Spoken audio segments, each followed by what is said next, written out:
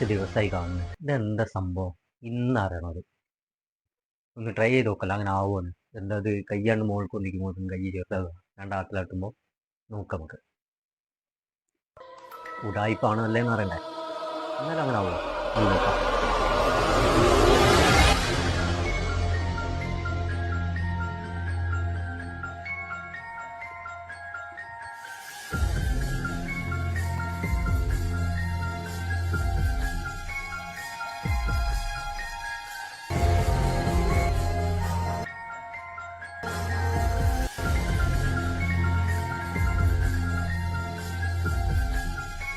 എങ്ങനെ